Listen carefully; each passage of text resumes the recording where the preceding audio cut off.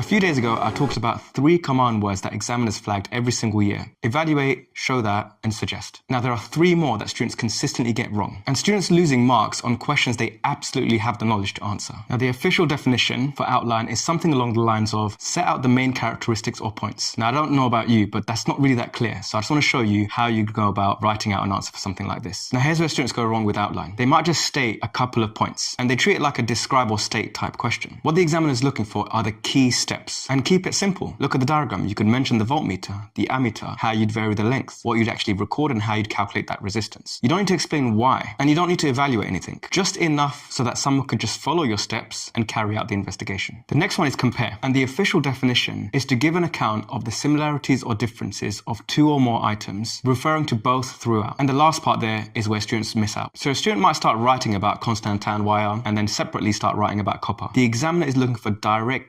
linked comparisons between the 2. So by saying something like the resistivity of Constantan is greater than copper, that's a true comparison now. So every point must make reference to both sides. And the final one is discuss. Now the official definition is to present key points about different ideas, the strengths and weaknesses of an idea. A lot of students ended up treating this like an explain question. They picked one point and argued that. So what you're really trying to do here is discuss both the advantage and the disadvantage of this statement. So although a longer wire might give you more range of data, larger values for resistance, reducing the percentage uncertainty, a longer wire can also make it difficult to control the thickness of the wire or the temperature along the wire. Both sides need to be in your answer. And just like evaluate, you need to write some kind of conclusion and argue that case. Students who only argue one side leave half the marks. Now, if you do anything over this summer, just make sure you are looking at the command words for your spec. Spend time to actually understand them, because you'll be surprised at how many marks you can actually gain from knowing what these command words actually mean.